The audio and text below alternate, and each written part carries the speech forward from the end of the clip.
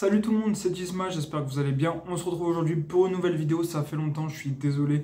Mais c'est difficile de s'organiser, de trouver du temps avec les études sup, vous le savez les gars. Donc c'est pas simple de trouver justement ce temps-là pour faire des vidéos, j'essaye de temps en temps, mais évidemment, je serai moins régulier que toutes ces dernières années, je m'en excuse. Aujourd'hui, je voulais revenir sur un petit talk show assez original, non pas pour prédire un petit match Lyon-Strasbourg, pas pour revenir sur les derniers matchs, on est plus sur un talk show, comme je l'avais dit il y a de ça quelques semaines. Alors ce talk show, c'est sur la qualité de l'esprit de l'Olympique Lyonnais, de l'esprit de notre équipe, de notre vestiaire qui a changé beaucoup lors de ces dernières années. Alors à la fin des années 2010, début des années 2020, c'était compliqué dans le vestiaire, on entendait souvent des trucs qui sortent. Alors des fois, le résultat sportif était là, donc on passait un peu outre, mais dès qu'on était dans une petite phase de crise, bah, on retombait dans ces travers-là.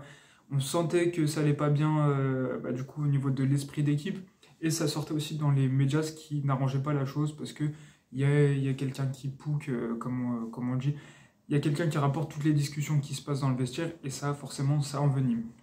Ça, c'était avant. Et maintenant, j'ai l'impression que ça a beaucoup changé. Aujourd'hui, on sent un état d'esprit beaucoup plus vivant. C'est informel, mais on le voit notamment dans les vidéos du CM de l'Olympique Lyonnais. On voit des joueurs qui sourient, des joueurs qui sont contents d'être là, qui font des blagues, qui rigolent. C'est un vrai bonheur. Et on entend moins de choses sur le vestiaire, on entend moins de choses sur des engueulades comme on a pu l'avoir par le passé. Alors, qu'est-ce qui fait la différence? On a moins, entre guillemets, ce gang des Lyonnais. Alors certes, on a des joueurs toujours formés au club, je pense à Ghezal Tolisso en premier lieu, évidemment. Mais c'est moins des fortes têtes que par le passé. On se souvient d'Aouar, de Cacré par exemple, à la fin des années 2010, début des années 2020 surtout. Il y avait ce genre de joueur qui posait problème, Anthony Lopez, qui a quand même un gros caractère, malgré que ça soit mon joueur préféré, évidemment. Donc forcément, ça se titillait, il y avait ceux qui venaient de Lyon, il y avait ceux qui venaient pas de Lyon, et du coup, ça avait une petite rivalité. Le gang des Lyonnais, on en parlait. Aujourd'hui, c'est différent.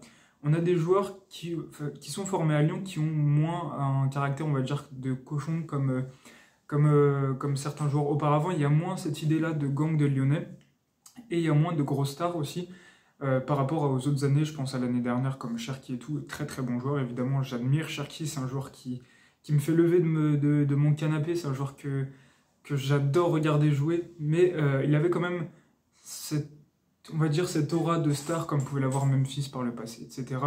Tout ça, et ça pouvait poser problème, on va dire, à certains autres joueurs, et ça pouvait se comprendre dans certains cas. Évidemment, Cherki, c'est à nuancer par rapport à Depay, parce que c'est quand même un degré moindre, évidemment, en termes de caractère de star, si vous voyez ce que je veux dire. Donc on a moins de stars, on a moins de gang des Lyonnais, donc de joueurs qui ont une forte tête, qui sont à l'Olympique Lyonnais, on a moins de ci, on a moins de ça. Ce qui fait qu'on a un groupe composé de plein de choses, c'est un groupe assez homogène, on va dire. Il y a des jeunes, des moins jeunes, des gens qui ont un vrai statut, avec une vraie expérience, avec un vrai leadership, d'autres qui préfèrent être de bons soldats, on va dire, entre guillemets, et ça fait quelque chose de bien, puisqu'il n'y a pas, on va dire, plusieurs têtes pensantes, têtes hégémoniques dans le vestiaire qui domineraient tout le monde, ce qui pourrait poser problème. Non, là on est vraiment un collectif. Alors ça s'était soigné depuis justement quelques années, je parlais de Cherki, mais le vestiaire allait très bien, surtout grâce au remontada qu'on avait fait sous Pierre Sage, tout ça, le vestiaire allait de mieux en mieux. Mais on a encore moins ça cette année-là que les années auparavant. On a vraiment un collectif fort, des gens qui ont la banane, comme Clinton Mata, comme Niakate, des joueurs qui sourient. Et c'est dommage, on a perdu Koumbedi qui devait beaucoup compter dans ce vestiaire. Donc ça, c'est un vrai regret, mais aujourd'hui, le groupe vit bien. Et c'est pour ça qu'on n'est certes pas flamboyant sur le terrain, qu'on joue pas comme on a pu jouer en 2020, comme on a pu jouer un début de saison l'année dernière. On n'est pas la meilleure équipe du championnat, mais on est à égalité avec le Paris Saint-Germain. Et ça, forcément, ça fait plaisir. Et ça, je pense que c'est en grande partie dû à l'esprit et justement à cette collectivité qui émane, donc ça fait vraiment plaisir. Et on passe tous un bon moment devant les matchs, sachant que techniquement, c'est pas ça, que tactiquement, il y a des choses à revoir et qu'on se fait parfois dominer comme c'était le cas à Lille. On ne va pas parler de l'arbitrage, tout ça, Lille qui pleure, je ne vois pas pourquoi il pleure. Enfin bref, on espère en tout cas que cet esprit va perdurer. Évidemment, la limite de ça, c'est que dès que tout va moins bien, c'est là que les choses sortent. Et on verra petit à petit dans les médias, si malheureusement il y a une crise, qu'il y aura tel ou tel conflit dans les vestiaires. Enfin bref, vous connaissez comment ça marche de toute façon.